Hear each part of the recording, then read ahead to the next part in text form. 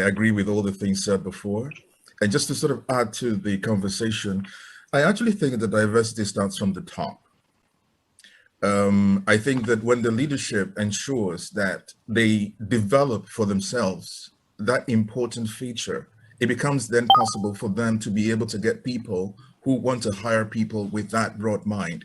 Because very often, I think that when the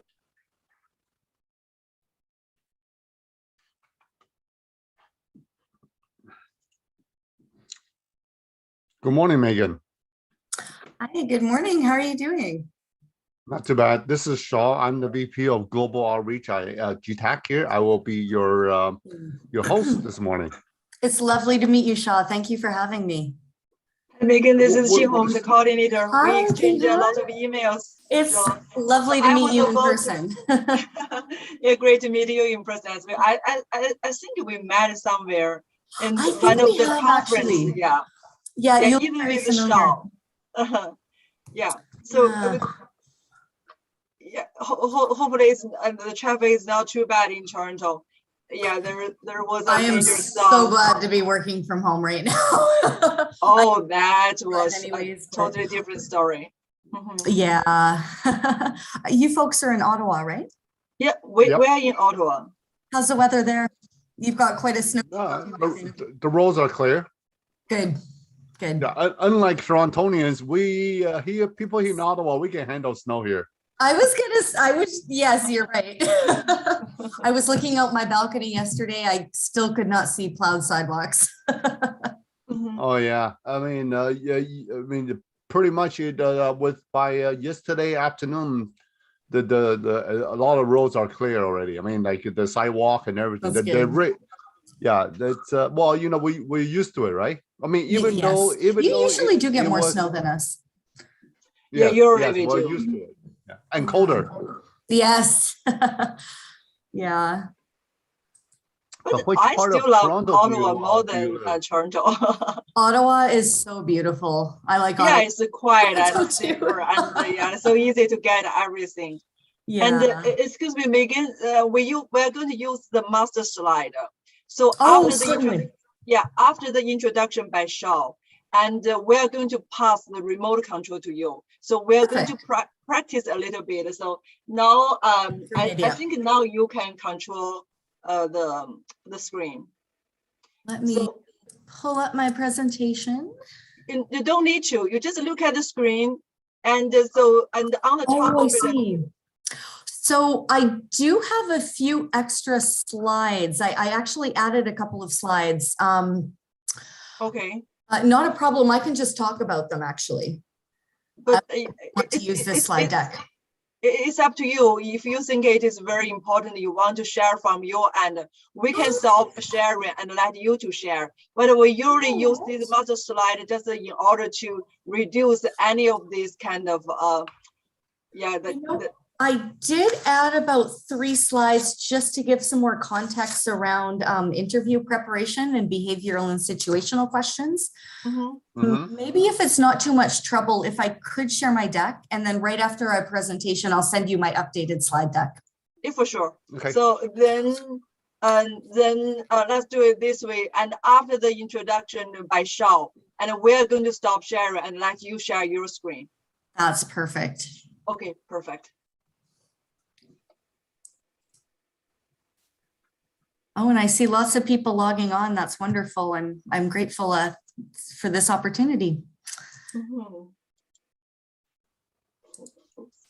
Yeah, there's a lot of people. So and then for all of you that's actually watching right now, as usual, let us know if you're a first-time listener, and also where you're watching this broadcast from. Good morning, Mohammed. Good morning. Oh, I'm seeing some nice chats. Yes. Lovely to meet you all virtually. Shaw, just so you know, now you have the remote control, I think so. Let me see. Yes, I do. Thank you. Thank you, Xinhong. Yeah.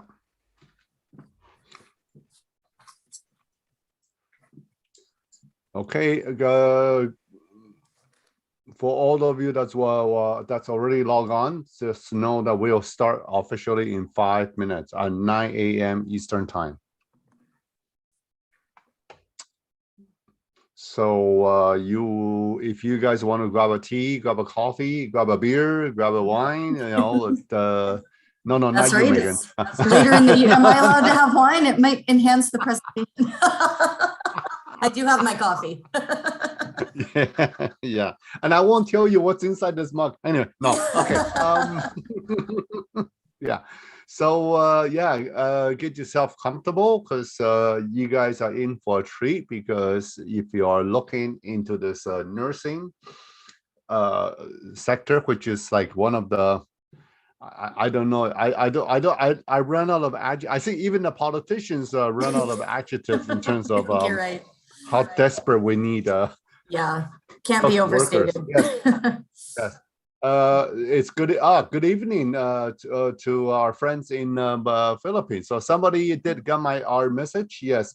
So please pass the message for the ones that just tune in from the Philippines. Please share this with everybody else, because right now, government of Ontario recently, actually was it last Friday, they just announced it that they're even gonna the foreign trained worker nurses can actually practice now in Ontario without temporary, right? That's how desperate.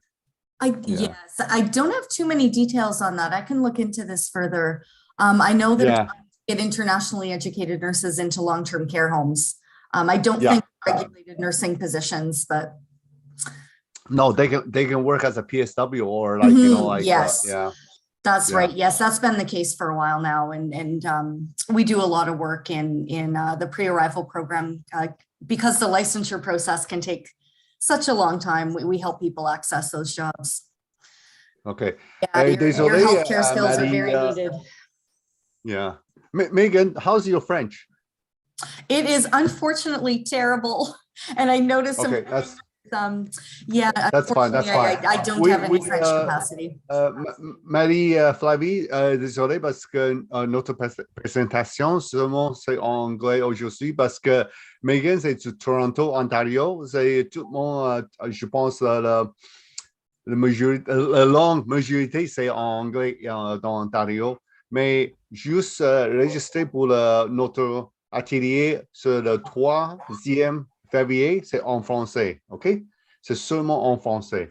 3e février, ok? Mais je pense, parce que moi je parle français, mais je sais pas, j'ai jamais pratiqué mon français parce que depuis au plus de 25 ans, so I'll try my best to translate everything. When I see some of the French questions, I'll try and translate it in English to Megan. I appreciate that. Thank you. Yeah, I'll do my best. Just that I am from originally from Quebec, but it's just that I haven't practiced my French. Ever since I moved to Ottawa 23 years ago, I hasn't really practiced my French. So yeah. Anyway, we'll see. We'll do the best we can. Okay. We'll get it done. Yes. Yeah, your French sounds excellent. I'm seeing the comments, and I agree. Thank you, Mohammed. You're very, very kind. Yes. Yeah.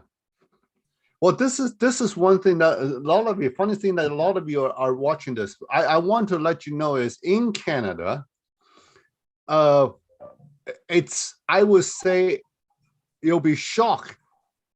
It's actually rare if you meet someone that can only speak, especially in large cities, okay, that they only speak one language. I mean, Megan, yes, I only speak one language, but that's not average for Canada.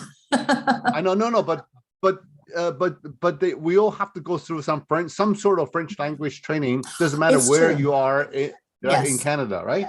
Yeah. Yes, that's true. Much like in Quebec, they also have to go through some English training as they grew up, and then everything. The federal law says that everything has to be labeled in English and French.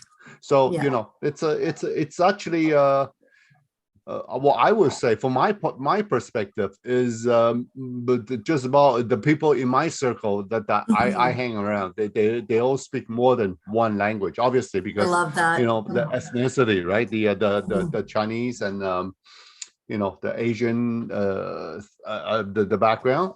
But all you know is you hear people speak different languages other than English. It's wonderful. It's yeah. It's not uncommon too, right? So. And it's funny, Shaw, I was talking to a friend the other day about the French language, and even English-speaking Canadians, I think we know more French than we think because we are more immersed in it. We see it on labeling. Yeah. Exactly. Yeah. You just don't realize it, right? Yeah, which is a good thing. Now, thank you, everyone. We are going to get started. Good morning, good afternoon, or good evening, wherever you are. Bonjour à tout le monde. Bonjour, bon après-midi, bonsoir to everyone. Again, today's presentation will be in English. My name is Shaw. I am the VP of Global Outreach, Global Talent Alliance Canada here.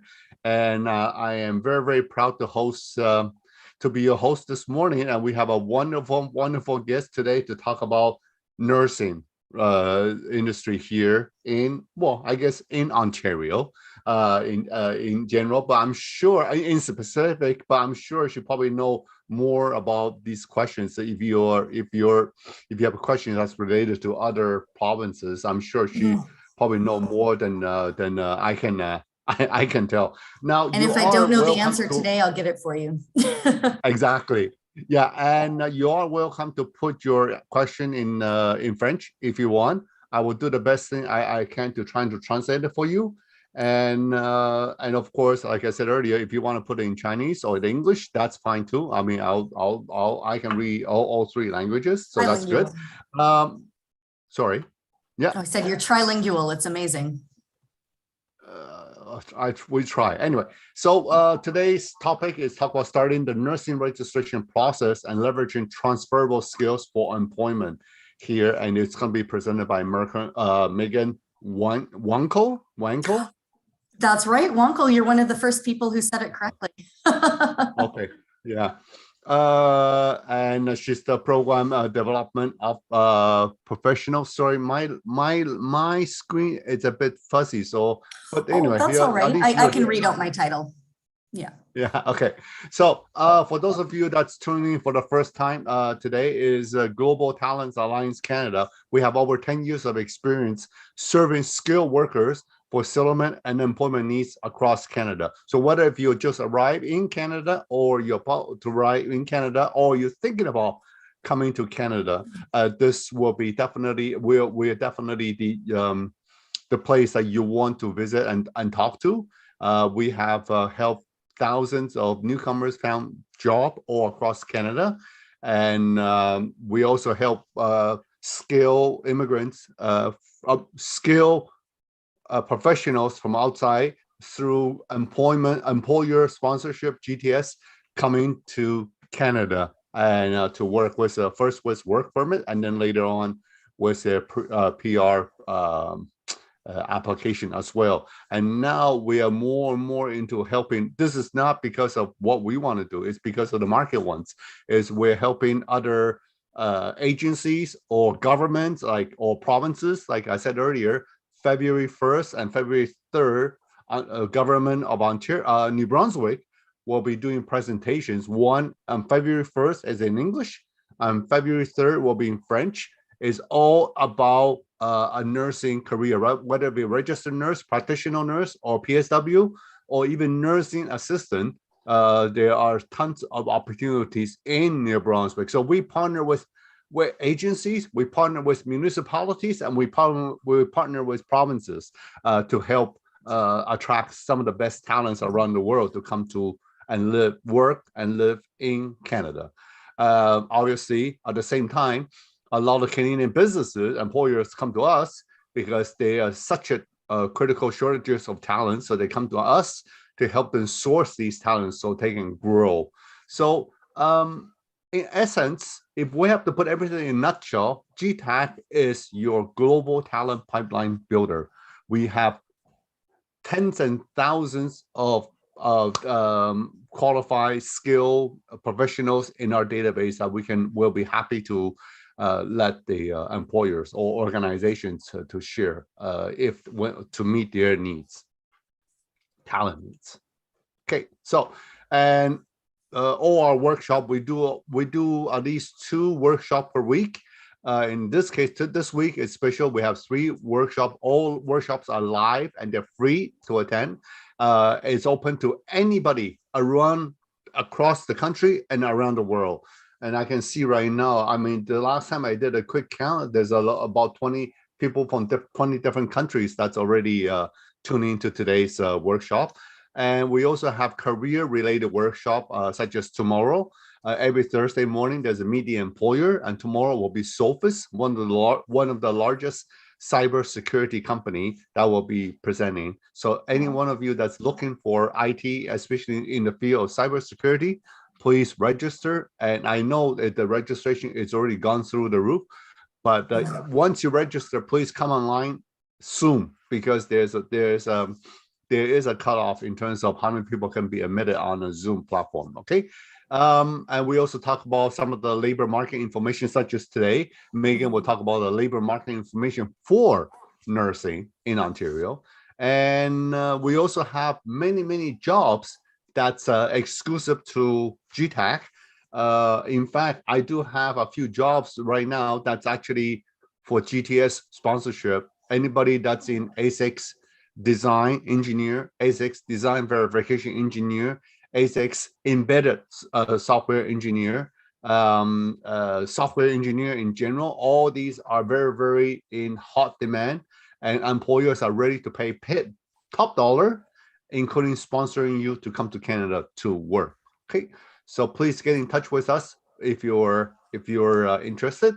As I mentioned earlier, is tomorrow we will have Sophos coming to do a presentation.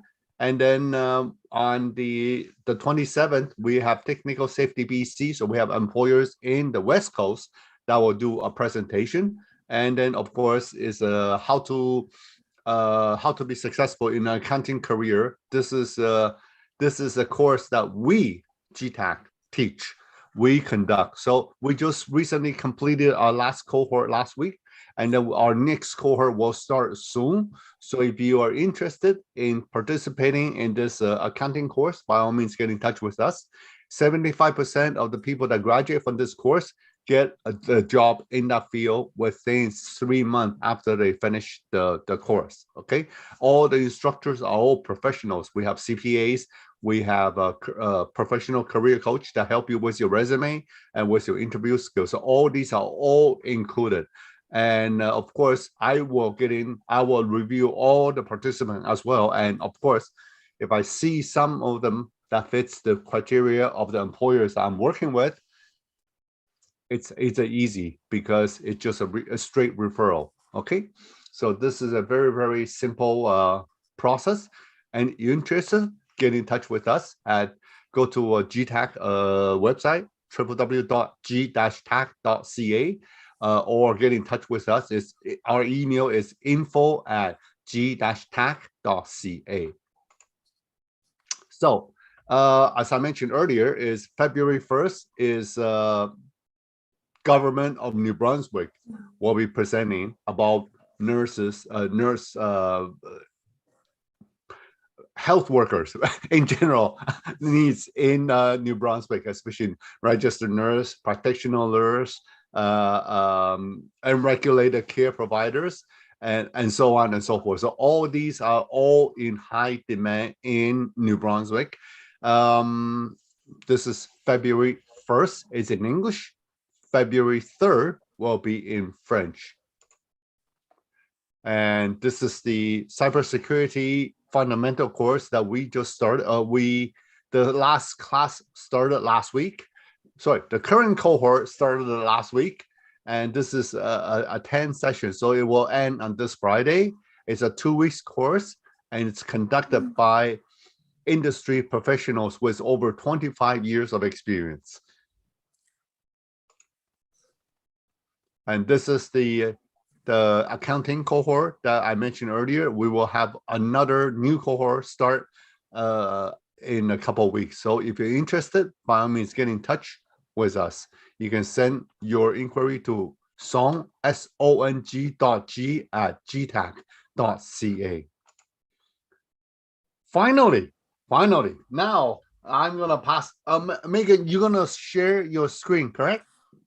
Yes, that would be great. Okay, so, good. So yes, good. Now you can share your screen. Oh, perfect. Thank you so much. And it's so wonderful to hear about your work, and I'm thrilled to be here and very excited you have the New Brunswick provincial webinar coming up, because they have an excellent IEN navigation service there. So that's going to be a great session. So can everybody see my slides? Yes, we can. Lovely. Well, Shaw King Hong, I'm thrilled to be here. Thank you for having me. And thank you to everybody around the world listening in today. And I'm going to be talking about how to start the nursing registration process. And because, as we'll go through, it can take a substantial amount of time, it is quite complex. We'll talk about how to leverage transferable skills for healthcare employment, because many internationally educated nurses, while they're meeting the licensure requirements, do need to, for survival, access jobs in the healthcare sector. So we'll talk about that as well.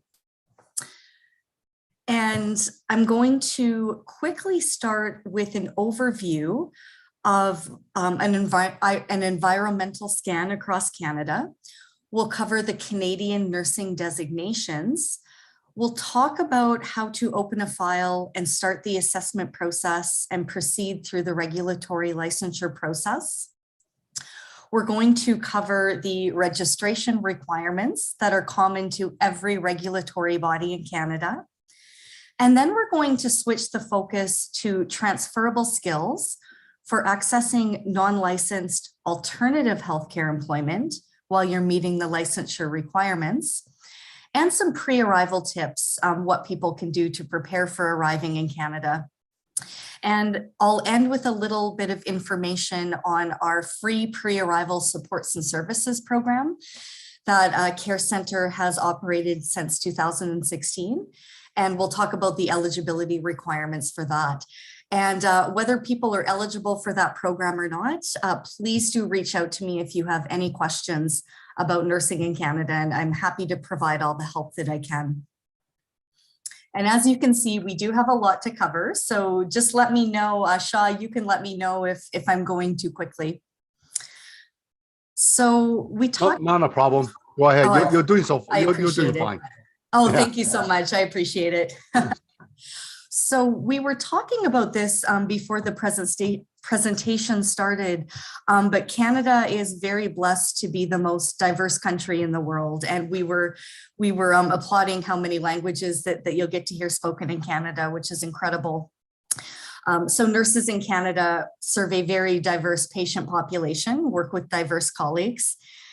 And there is, it was funny, Shaw was saying at the beginning how politicians are running out of words to describe this situation. And it is true, because desperate doesn't really even begin to cover it. We have a severe nursing shortage across the country, particularly in rural, remote northern areas, but widespread across the country. And over the next decade, the Canadian Nurses Association has predicted a shortage of 60 to 76,000 regulated nursing positions. So more now than ever, we really need to leverage the high skills and experience of internationally educated nurses. And we really do need your expertise and knowledge that really benefits our healthcare system, not just to fulfill labor shortage, but also to provide culturally and linguistically appropriate care. We need your knowledge. And I'm grateful for anybody who chooses to make Canada their new home. So let's talk about the licensure process. Currently, there is not one pan-Canadian nursing licensure. So to be registered to practice in Canada, you do have to be licensed specifically in the province or territory where you're planning on living and working. And I would like to cover the nursing designations because that can actually be new to a lot of nurses migrating to Canada who are coming as registered nurses. But we do have other categories of practice to consider. So we've already spoken about how the profession of nursing is regulated provincially and territorially.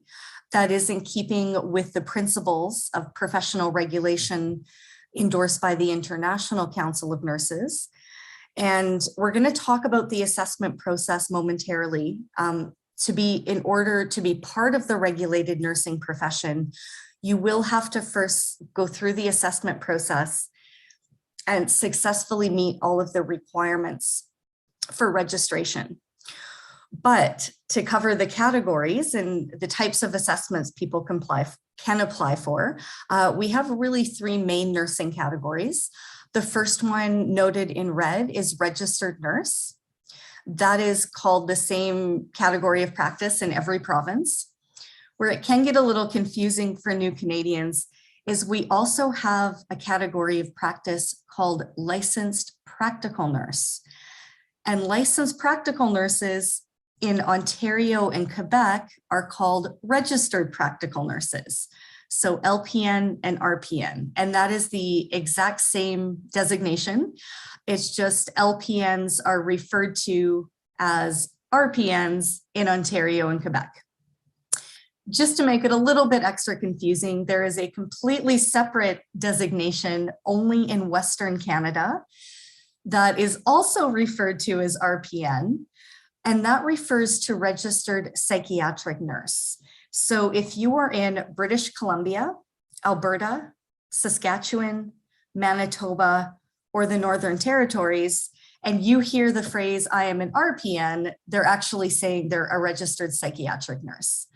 It's not a common designation that I've encountered through my work at Care Center, especially since it is only regulated in the Western provinces. We largely do just focus in our work on registered nurses and licensed or registered practical nurses. And this slide is very important because I wanted to give you an idea of what the educational backgrounds of internationally educated nurses are compared against as they go through the assessment process. So these are the standards in Canada that the internationally educated nurses background is assessed in comparison to. So in Canada, it has been the standard since 2005 that registered nurses have had to attend a 4-year university degree program. So it's a 4-year bachelor's program to get their RN licensure. Licensed and registered practical nurses, as per the standard in Canada, study at the college level for approximately 2 years. That results in a diploma. And it's a more focused body of knowledge, so it's not as wide of a scope of practice. And I'm not sure this would apply to any folks listening in, but registered psychiatric nurses, again, only in Western Canada, just like registered nurses, they have to complete a 4-year bachelor program, but there's a particular focus on mental health and psychiatry. So the reason this is important is when people are considering opening a file, you'll need to do some reflection, excuse me, on your educational background and your scope of practice that you've done at your work and compare it to the Canadian standard. And it's really important to review the nursing competencies in the province that you're going to, know them really well, and then you can kind of determine what the most appropriate designation is for you to be practicing in. And often it is quite common for internationally educated nurses to open a file for more than one assessment. And I think that's actually a quite smart course of action. So for an additional fee, you can open more than one file. So you'll often see people seeking RN and practicing licensure simultaneously. And the licensure journey could be a bit shorter for practical nurses, which is why some people decide to do this. and then they can work in a regulated nursing role while they continue to meet their RN requirements. So you have lots to consider. And, you know, I'm happy if people want to follow up with me if they have any questions or thinking about opening an assessment and not sure where their practice fits in the Canadian setting. I'm happy to engage in that discussion further. So I know we've got a lot of French speakers listening in, and I'm sorry I'm not able to provide service on that as well. This is a heavily focused webinar on the assessment process for every province except for Quebec, because for those seeking licensure in Quebec, it is a different process. And I'm very happy to share information on that if people want to reach out to me afterwards. But unless you are going to Quebec, if you're going to any other Canadian province, your nursing assessment will start when you open a file with the National Nursing Assessment Service, the NNAS. And I do encourage everybody to visit their website, review their applicant handbook in great detail. There's very clear instructions about how to open your assessment and tips for getting through it. And unless nurses are planning on starting their education again in Canada in a Canadian nursing program, this is the only other way to re-establish your nursing career in Canada, is to go through the credentialing assessment process and meet the requirements. So this is the role of the National Nursing Assessment Service. They collect and verify and authenticate your documents. They will conduct an educational comparison to add to your file. They will prepare and issue an advisory report that will comment on your educational comparison to the Canadian standard. And the three possible outcomes are comparable, somewhat comparable, and not comparable. And I don't want people going through this process to panic if they get back an educational advisory report that says somewhat comparable or not comparable. That is actually quite common.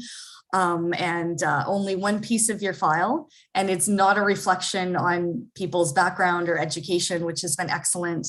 But that is one report that's added to your file for the regulatory bodies.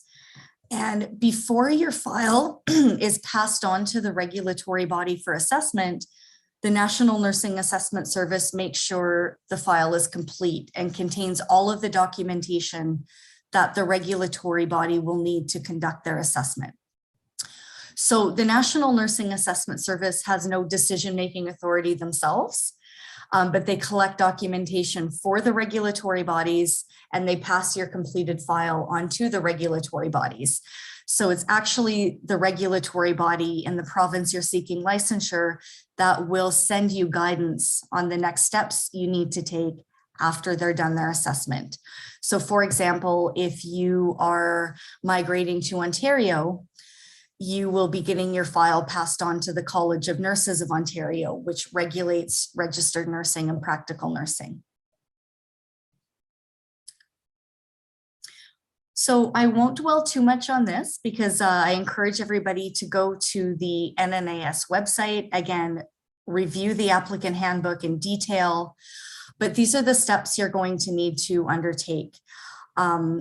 So when you open the online application portal, you're going to send in your identification documents, and third-party documentation coming from the original source will have to be sent from the regulatory or licensure bodies where you've worked, your recent employers, very detailed transcripts and nursing educational curriculum.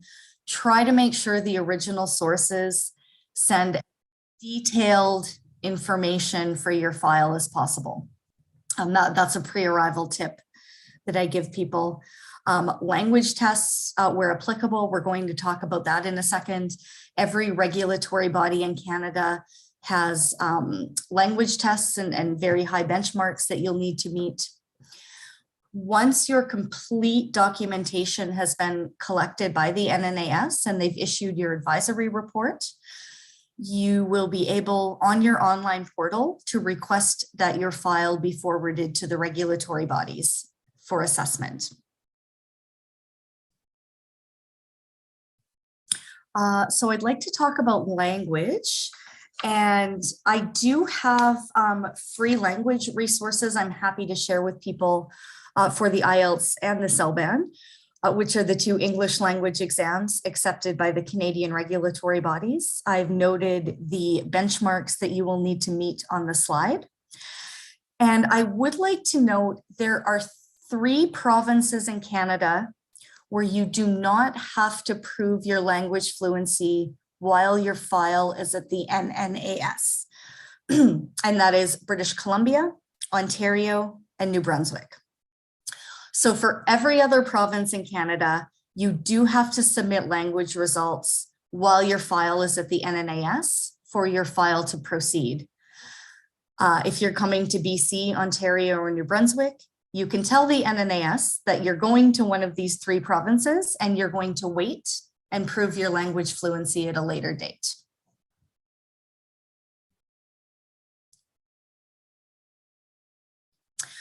So these are some tips and strategies directly from the National Nursing Assessment Service when they have presented to our program participants at Care Center. Tips to effectively get through the process, because it is a challenging process. It requires applicants to be very proactive, follow up to make sure their documentation is being submitted. It is a lot of work to get through this process.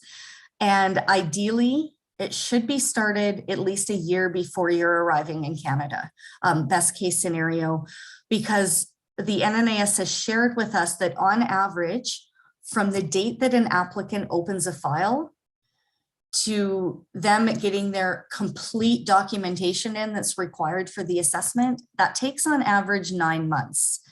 And once the NNAS has your full documentation, for them to issue an advisory report can take up to another 12 weeks.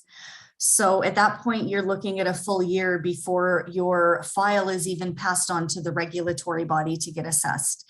So you can see the importance of really starting this as far in advance as you can before coming to Canada. Disclose all information requested. Sometimes when the files can take a long time, it's because information is missing or maybe the applicant has left something out. Try to make sure the third parties have sent in your documentation before you arrive in Canada. And again, you know, it's not the end of the world. I just tell people do your best, but it can be more difficult when people have landed in Canada and then they're trying to, you know, reach out to their employer overseas or their university overseas to try to get them to comply and send in the documentation.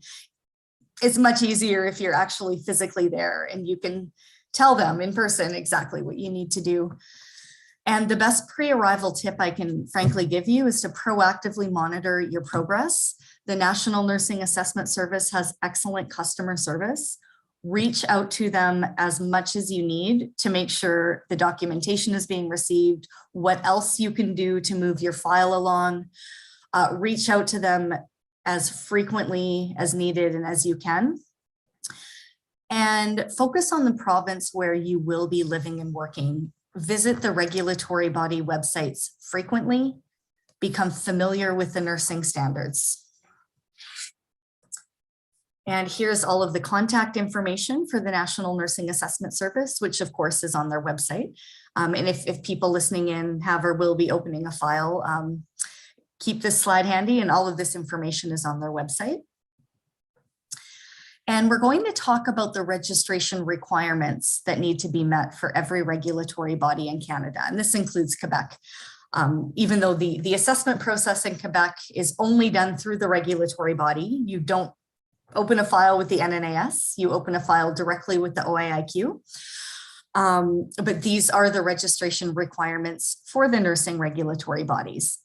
And I'm noticing the time, so I'm going to go through them fairly quickly, but I do look forward to answering questions at the end.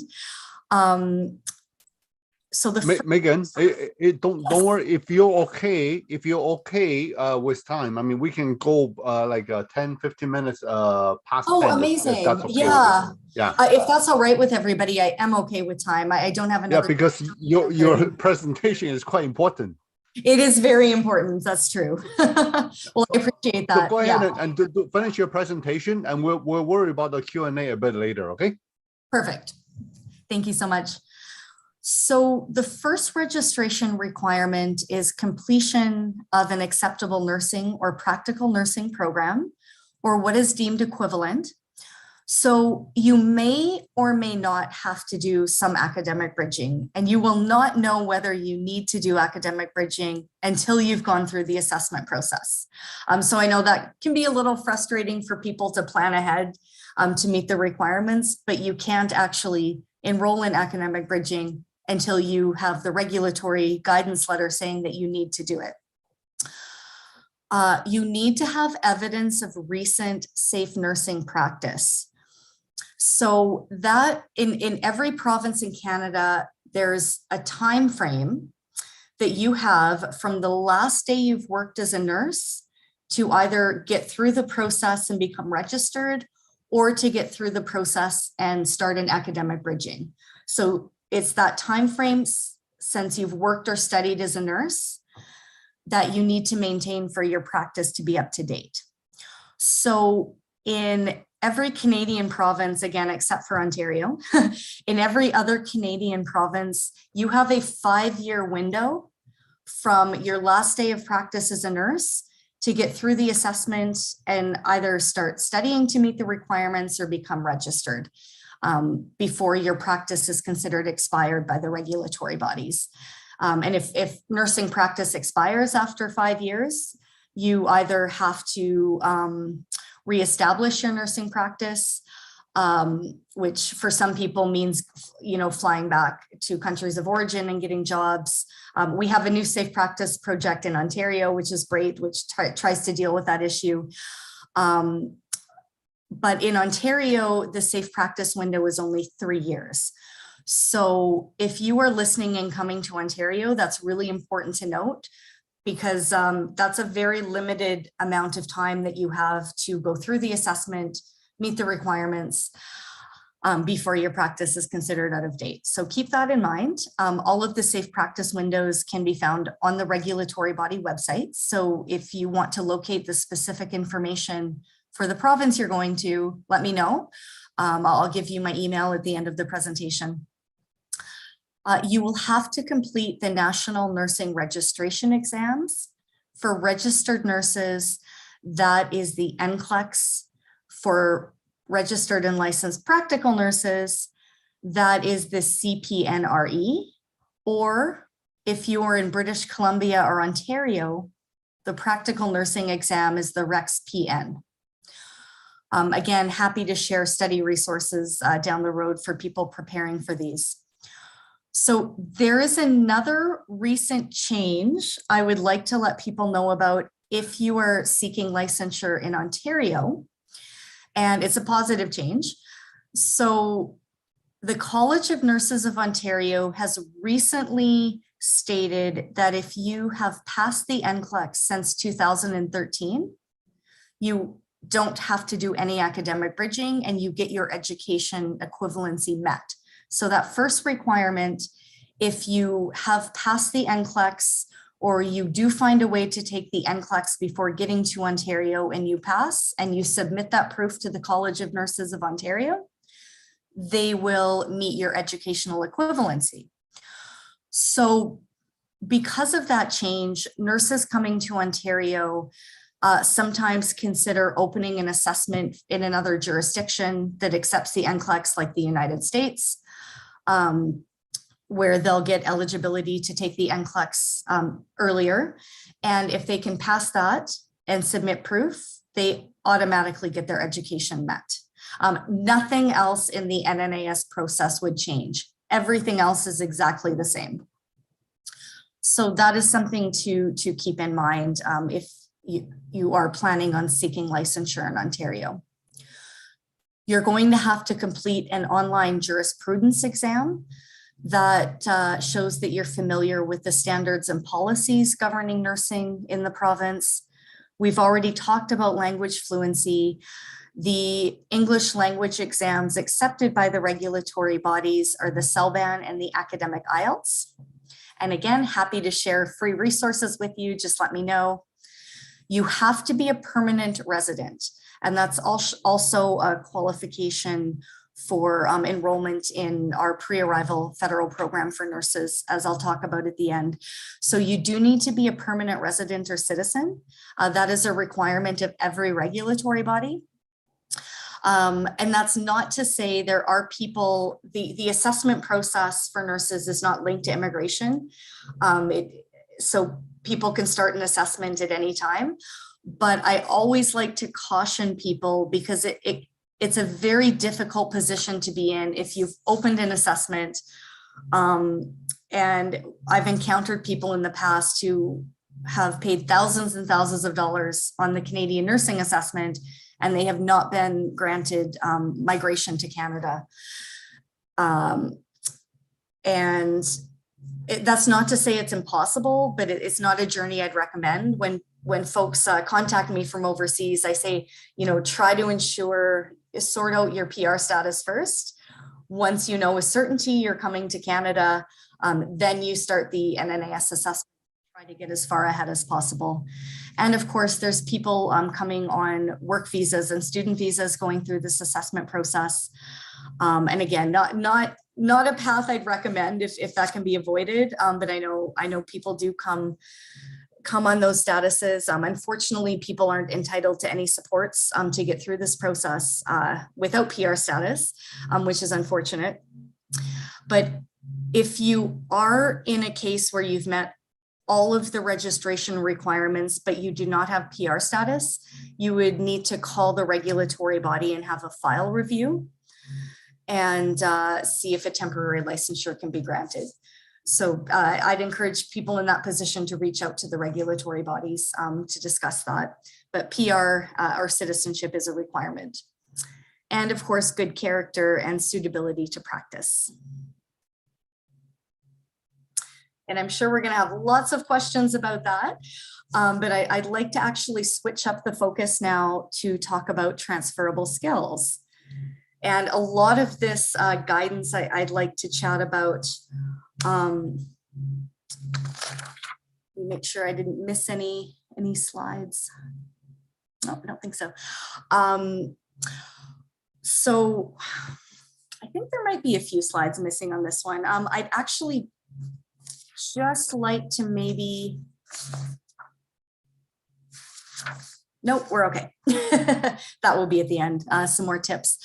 But I'd like to talk about transferable skills that you need to focus on when you're applying for pre-licensure jobs in the health sector.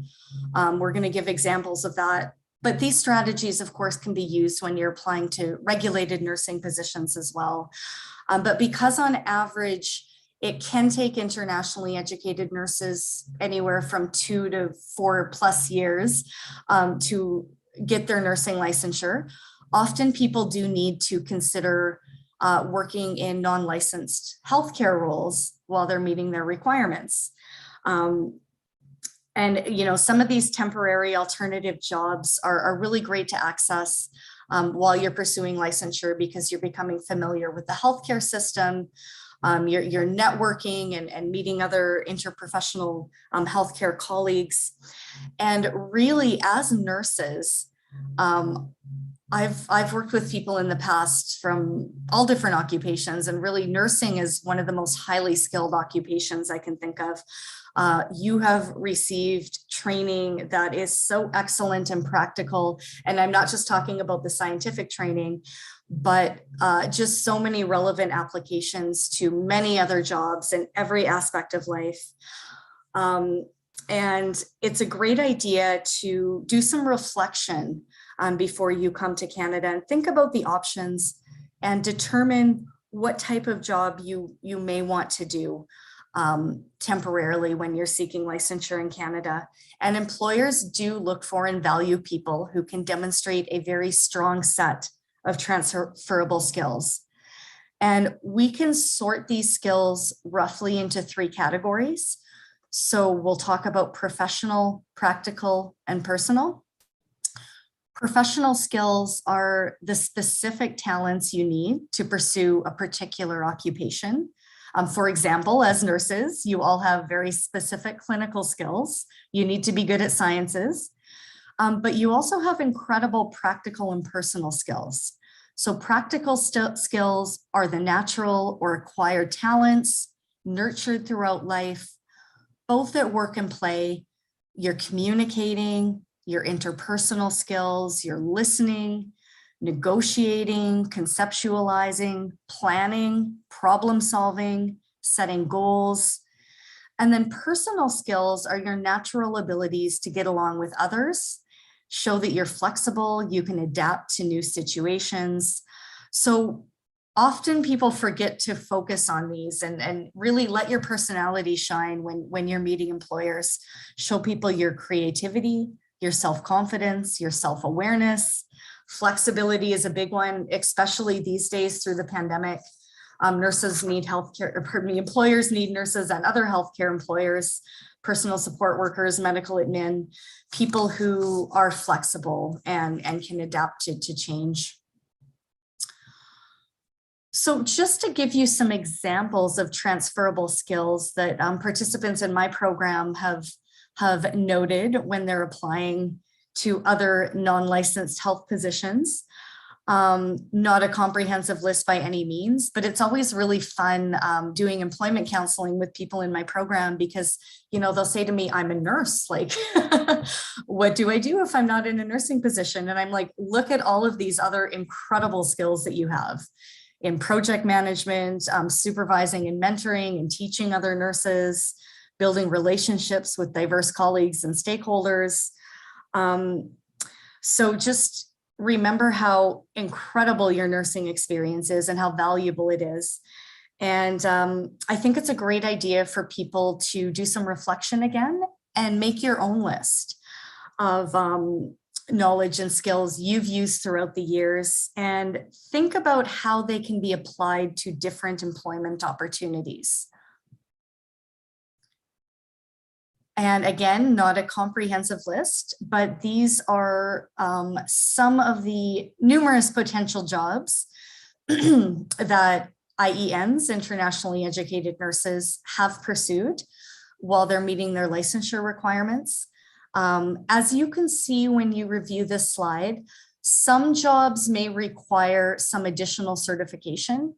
We try to deter people from doing that at Care Center. We don't want you to pursue anything that takes the focus away from nursing. But yeah, probably really common ones are healthcare administration, personal support worker. Lots of IENs I know work in research. We've got some nurses doing COVID research now who've gone through my program. Yeah, you have a lot to think about. Megan, there's someone told us that it's called nursing assistant. Where would that be? Oh, so nursing assistant. No, assistant, like to help the nurses. Yeah, they cannot be alone with the. Yeah, where would that be?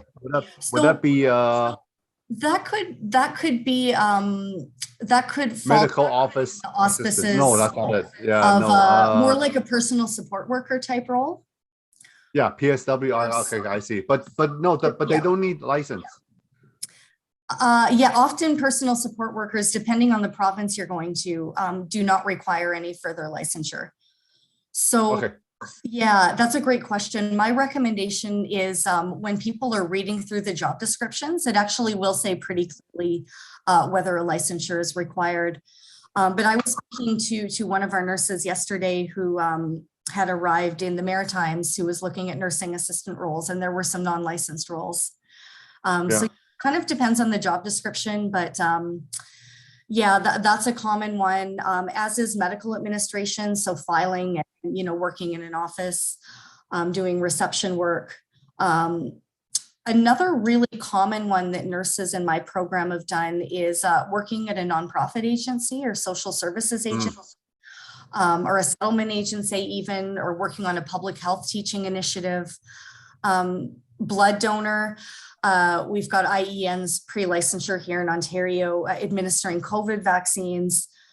So there really are a lot of interesting opportunities, and a lot of people choose the PSW, healthcare aides, CCA work, but I don't want people to think they're necessarily limited to that if that's something that doesn't interest them. There's a lot of interesting non-licensed healthcare jobs out there. There's 2 pre-arrival programs we work with, BCCA and Build Ontario, and they've actually helped our nurses find health-related jobs on construction sites, which is an interesting one to consider, working in first aid or file administration, safety officer. So you do have a lot of options. So as my executive director likes to say, we don't want people to come and you've got all these amazing healthcare skills, and nothing against pouring coffee, but we don't want to see people pouring coffee at Tim Hortons when you've got all these incredible healthcare skills. So absolutely. Right. Yeah. Yeah. And you know, the benefits of accessing a health-related job while you're seeking licensure versus another survival job, they're of course pretty obvious, but it's really, you know, the exposure and familiarity with the Canadian healthcare system, often, you know, a bit better wages than other jobs, although you won't be making as much as you will be when you're a nurse, but temporarily they can be some pretty decent wages. And just the incredible networking opportunities. In my experience, IENs we've worked with who've done non-licensed jobs with employers, healthcare employers, these employers are often very eager to keep them once they gain their nursing licensure and move them. They don't want to give people up. So just some tips, again, focus on the transferable skills. Shaw, I'm going to send you the updated slide deck that I'm happy to share. You can share with folks if they're interested, if they want a copy, and you know, you can reach back to them. And yeah, focus on your transferable skills. And if, you know, I know not everybody is planning on arriving and driving. I haven't driven myself in years, but if you're going somewhere smaller without transit, or you know you want to drive, because it can actually expand job opportunities in the health sector if you do have a license and a car, consider arriving with your international driver's permit. That is a special permit, that a special license, I should say, that allows you to drive in Canada when it's accompanied by your international driver's license. And then you've got a 60 to 90 day time frame to get the license in the province where you're going to. Also, we do a lot of work in this around PASS, and I know, Shah, you do a lot of work at this for GTAC as well, is creating professional and well-crafted resumes and cover letters. And they need to be specifically tailored to the job you're applying for. I've worked with people who have amazing resumes and cover letter templates, but you can't use the same one for every job. So go through the description carefully, pick out key phrases, make sure they're on your resume, rewriting your cover letter using examples that pertain directly to the job description. And it sounds time consuming, and it is, but you get quicker at it. You get, you know, practice and well-versed in doing that.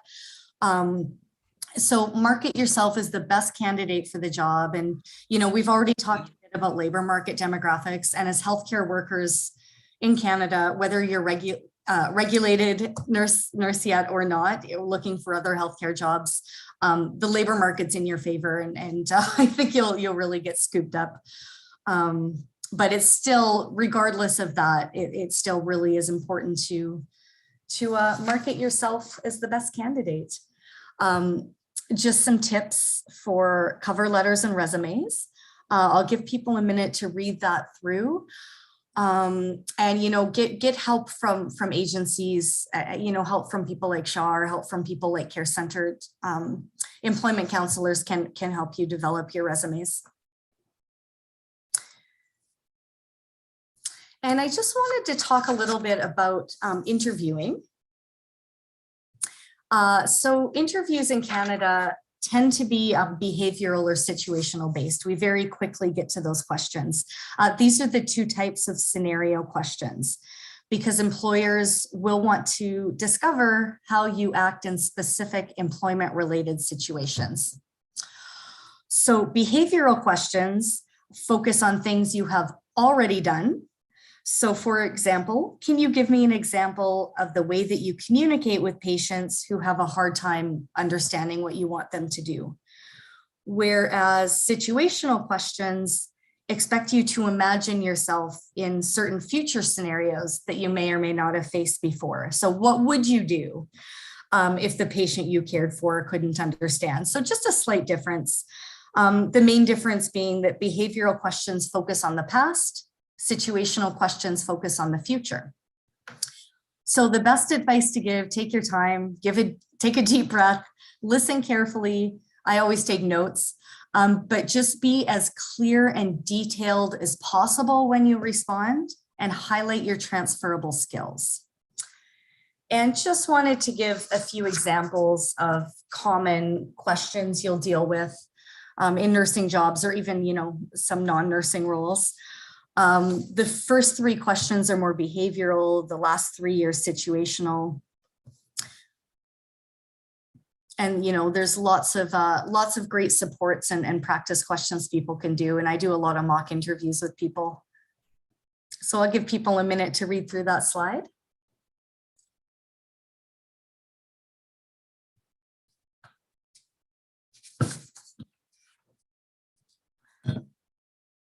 Oh, and we're still good for time. And then this is the best strategy to use. This is my favorite strategy. It's common. You've probably all seen this in other places. But when you are trying to be clear and detailed in your responses, follow this methodology. And I actually, in previous interviews, will take a pen and notepad and I'll actually write this out in front of me. So the STAR stands for situation, task, action, and result. So for the situation, you're setting the scene, you're describing the situation so the person or people interviewing you understands the context. And again, I just want to reinforce, be as detailed as possible. I know people get nervous in interviews. I'm the same way. And I'll say, one sentence when I could expound and go on and on. So include all necessary details, then move on to your task. Describe what your responsibility was in that situation. Talk about all of the measures you took to address it so the interviewer knows what you intended to achieve. Then move on to your action.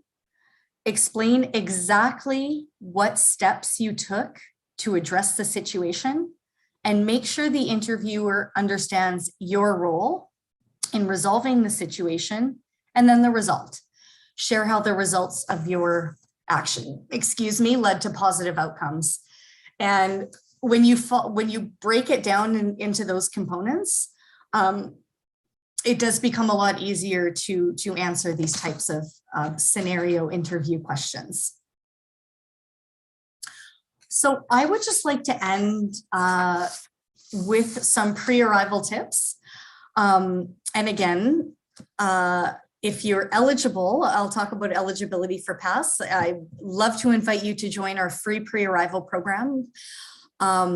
If you're not, reach out to me anyways. If we get a lot of folks coming to Canada who unfortunately aren't eligible for pre-arrival programming, but I'll do my best to support you however I could.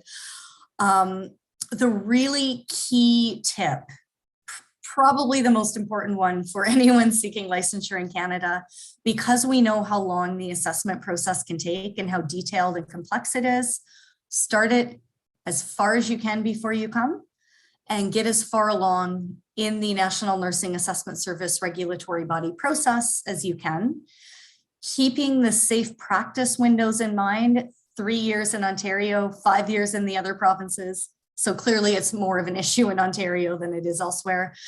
But you want to keep that window, that time frame as wide open as possible. So try to work as close to your departure date as feasible. Review the nursing competencies in your destination province. explore and learn about diverse clinical settings. We do a mentorship program in my pre-arrival program, which is pan-Canadian. I work with nurses going to any province, and we can actually help people explore and learn about diverse clinical settings that could interest them and match them with mentors. That's a great way to do that. And there's lots of wonderful information on the regulatory body websites themselves about different clinical settings.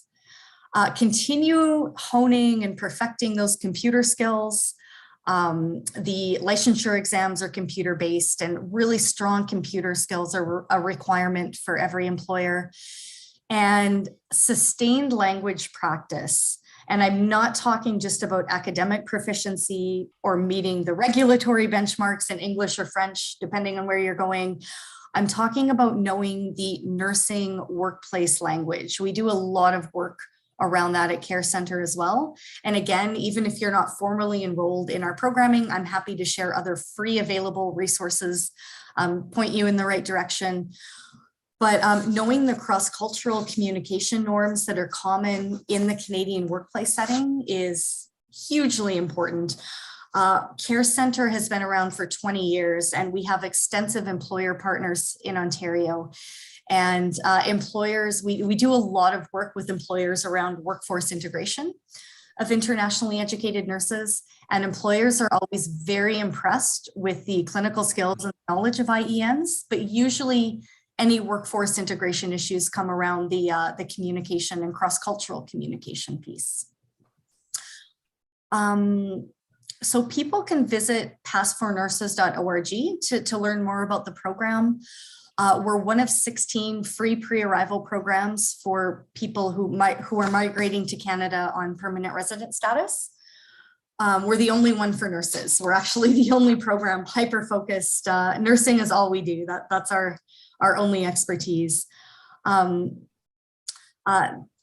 join PASS in the future, if you become eligible, these are the documentation that are accepted pre-arrival to show program eligibility. And there's our Care Center website. We do, Shaw, you likely know this. So my PASS program, the pre-arrival, is pan-Canadian. So we work with nurses going to every province and territory. Post-arrival Care Center is only in Ontario, but we're based in Ontario. So we work with nurses across the province with provincial funding, unlike PASS, which is federally funded. So wonderful program participants, mentors, and they generously agreed to model for some photos for us. And here's all of my, I know, it was so sweet. I'm like, this is much better than any stock photo. Yep. Yeah, so thanks so much. Here's all of my contact information. I know people probably have numerous questions. That was a lot covered. And Shaw, the opportunity. It's an absolute pleasure to be here. There's a lot of questions, but unfortunately, we have to. We're going to try to get to as many as we can. Now, is it okay if we run over like? Oh yeah, for sure. I don't have another meeting for about 30 minutes, and if we run over too, and people don't get the opportunity to ask their question, feel free to email me. Yes. So actually, while we're doing this, Megan, you can actually type, if you want, you can type your email in a chat box to everyone. Great idea. Yeah, you can do that. Yeah. So then people will get in touch with you. Now, there's so many questions here. While you're doing that, I just want to let you know is there's a question that's these are in French.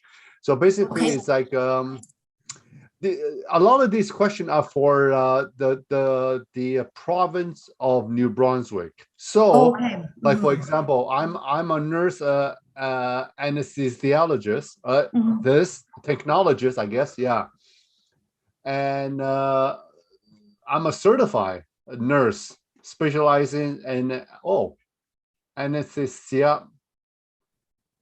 I think it's anesthesiology and resuscitation. Okay. And so basically, this is like kind of like OR nurse. And what category would that be? Would that still consider as registered nurse? So this is interesting. If this person can email me, I actually do have some information on anesthesiologists. Yes. That I can send, because somebody asked me this question last week and I had to do some research into it. So I believe you do have to be an RN to be an anesthesiologist. Mm-hmm. And I don't have that information readily available in front of me, but I do have it saved on my computer, so I can email that to you. But yeah, it is a tough process. And I believe you do have to be an RN first, and then you can apply to an anesthesiology program. But it is a different. It is an additional process beyond becoming RN. I believe. Yeah. Not my exact area of expertise, but I do have some information I can send this person if they email me. And if this there are many Brunswick, the IE and that's an excellent service. So they'll be able to look into that as well. But there's not that many programs across Canada. I was quite surprised for that category. No, they are not. So here, I just want to, there's so many questions about New Brunswick. For all of you that's actually listening right now. I'm going to ask people to hold those off and come to the Tuesday, to the New Brunswick. Yeah. So yeah, please, I'm going to type the answer. Please go to www.g-tac.ca and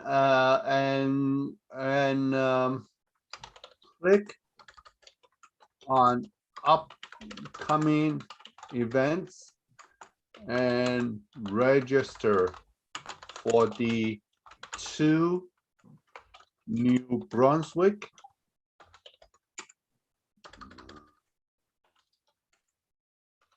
workshop on February 1st. And where did it go?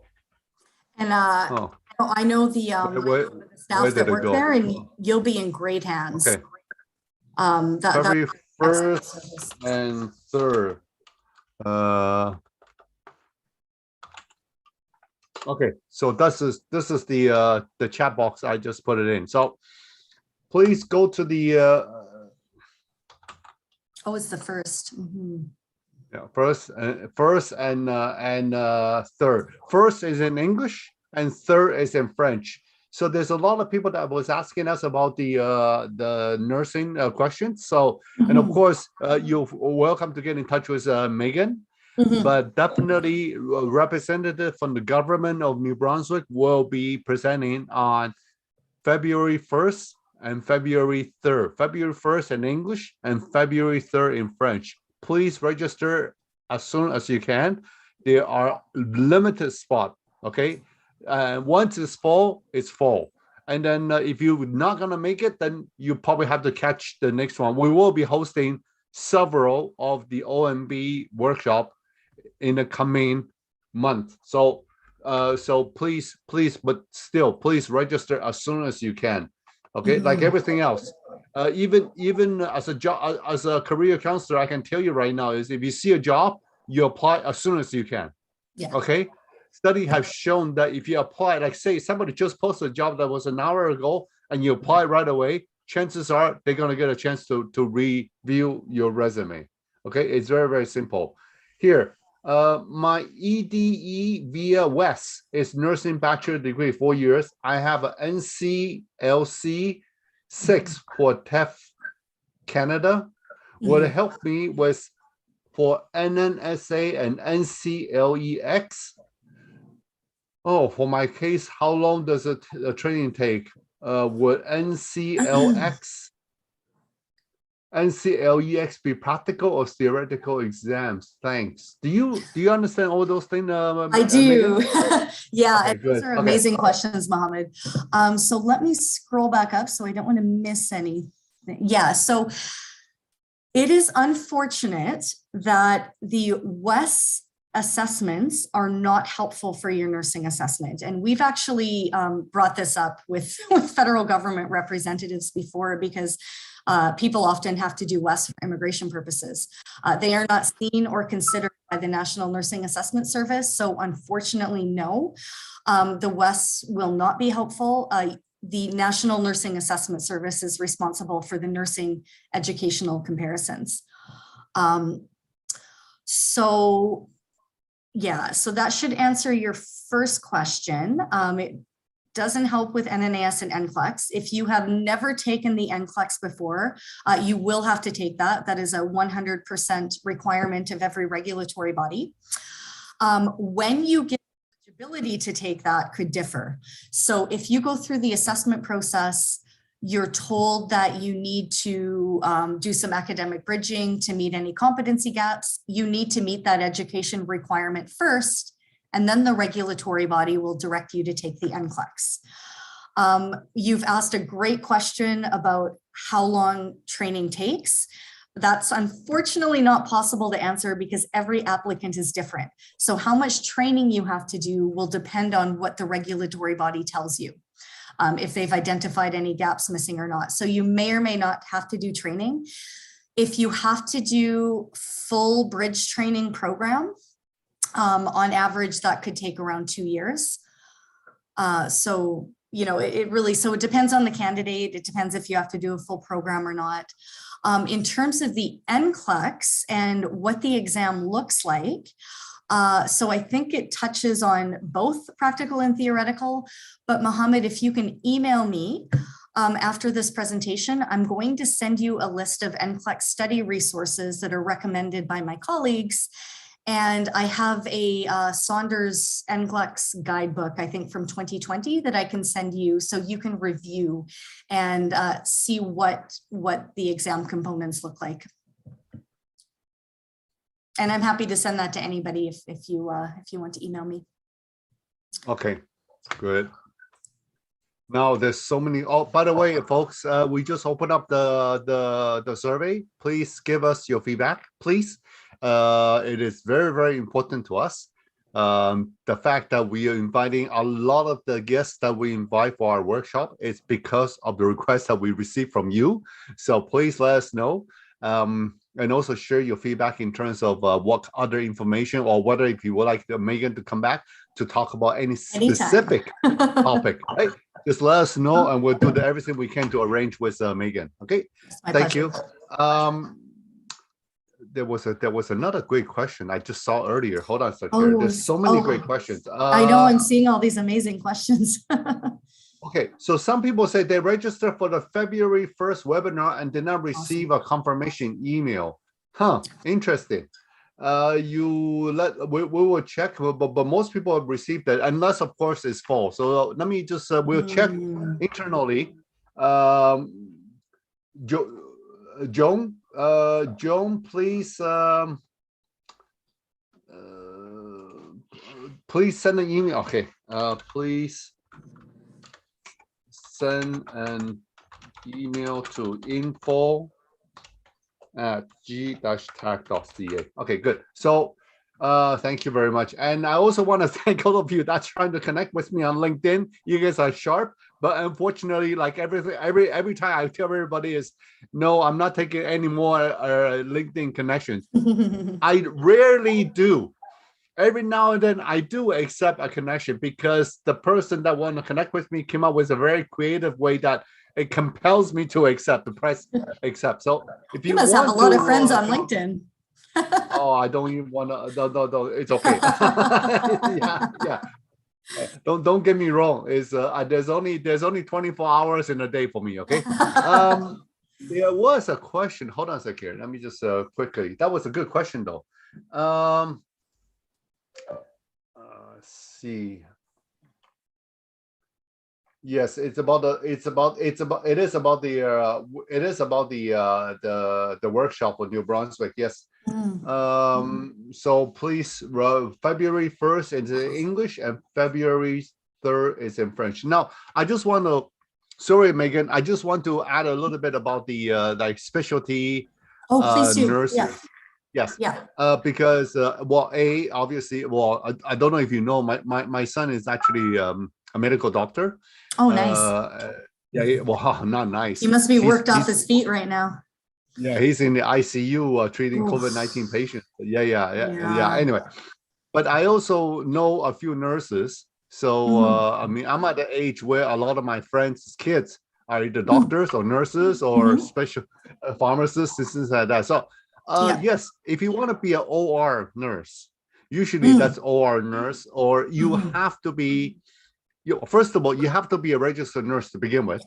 And after that, there are courses that you can take to be certified as a specialized nurse, like an OR nurse or anesthesiology, or there's actually, and there's also the, like, for example, respiratory specialist. There's actually a respiratory technologist, that do a lot of work. So there are other subspecialties that you can take, but once you get your certification. I'm so glad you brought that up, Shaw. We do a webinar on this in PASS on nursing in Canada, and I tell people 100% of your focus now be on getting your RN or licensed or registered practical nursing licensure.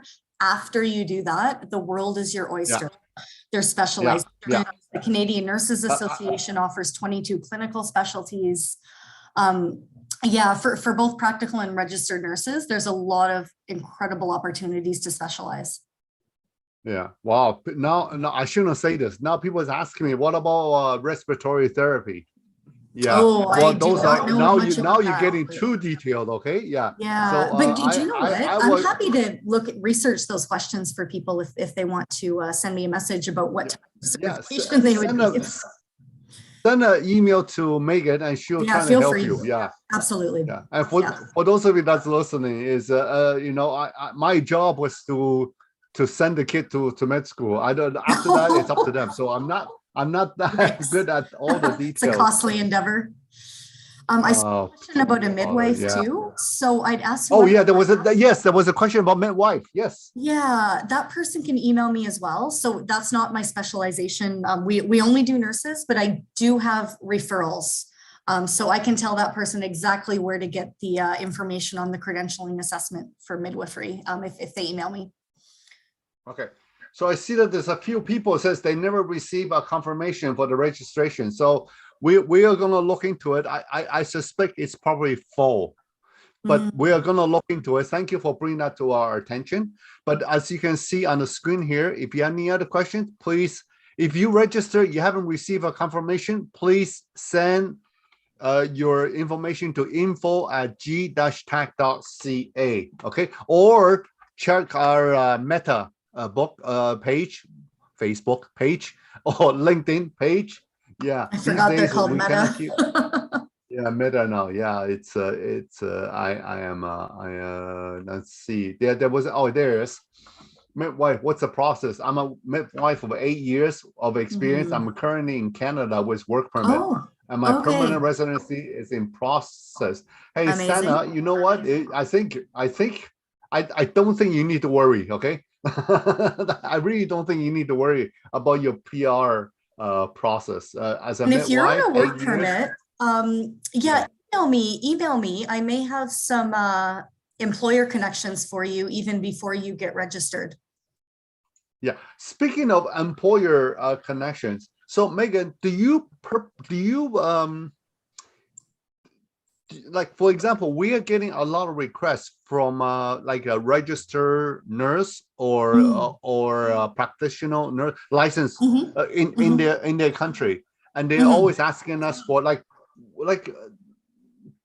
do you work with any particular employers in a GTA? We do. So through our provincially funded STARS program, we have about 20 formal employer partners, formal ones that we work with more than that. For participants, there is strict eligibility criteria for who can tap into our networks. But if they're residents or convention refugees who are seeking licensure in Ontario and they formally join our programs, we have employer partnerships before they're licensed and afterwards. With the Toronto's hospitals, long-term care facilities, nursing associations, and we have a members only website. So they do actively recruit amongst our membership because they know what, incredibly skilled people they're tapping into. So yeah, we do have a lot of formal employment partners. How do everyday everyday Joe access those links? They can, right? They cannot access those links? Unfortunately, no. Per our provincial requirements, they do have to be a registered member of our STARS program. Okay, and where can we find the more information about that? That's a great question. I'm going to put the website in the chat box. So we're at carefornurses.org. And if you go to that website, that's the home landing page, you're going to see on the left hand, there's the PASS program for pre-arrival if you're outside of Canada. And if you're post-arrival, you've landed in Ontario, you click on the right-hand box, and that's called STARS. And STARS is a very extensive program. We do help people prepare for licensure exams, lots of language and communication. We have observational job shadowing partnerships with hospitals across the province that do in-person job shadowing with our nurse members, virtual mentoring, lots of great case management supports to get through the process. And that includes our extensive members only job site. Okay, I see it. STARS. Okay, I see. Because we are also getting organizations from internationally asking us they want to work with G-TAC to see if we can refer their registered their member, which is RN, PN license. To come and work in Canada. So this is definitely something that's very, very interesting. Okay, well, we can talk more about this later, Megan, but thank you for sharing that with us. Thank you. My pleasure. Okay. So great to be here. Folks, it is 10:17. We are a bit over our scheduled time. But unfortunately I gotta go, and so is Megan. We all have a pretty tight schedule. So thank you all for joining us today. We look forward to see you tomorrow if you guys are in the IT sector, especially in cybersecurity. Sophos will be the employer tomorrow morning at 9 a.m. Eastern Time sharp, and I will once again be your host.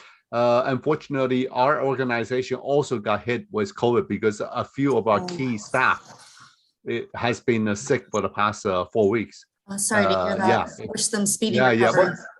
It's not like life-threatening, but it's just nagging, it's pretty. So for all of you out there, please be careful, stay safe, practice your hygiene. Clean your hand with a hand sanitizer, wear a mask whenever you can. Doesn't matter where you are around the world. Please, please be careful, stay safe. And Megan, for you, stay away from those snow plow snow and everything. There was a few accident, right? Somebody got struck by the snow plow. Anyway, just be very, very well. They don't want to walk on the sidewalk because it hasn't been clear, so they walk on the street. And I hope Toronto can catch up with Ottawa and get the snow cleared away. Well, Ottawa by size is a bit smaller, so it's easier. That's true. Thank you all, everyone. Merci à tous. À demain. Thank you. Have a great rest of the morning. Have a great afternoon. Have a great evening. And we look forward to see you again tomorrow morning. Megan, thank you again. Oh, it's such a pleasure. Thanks so much for having me. I'm sure we'll have you on doing presentation soon. That sounds great. Bye, everyone. Okay. Bye. Bye.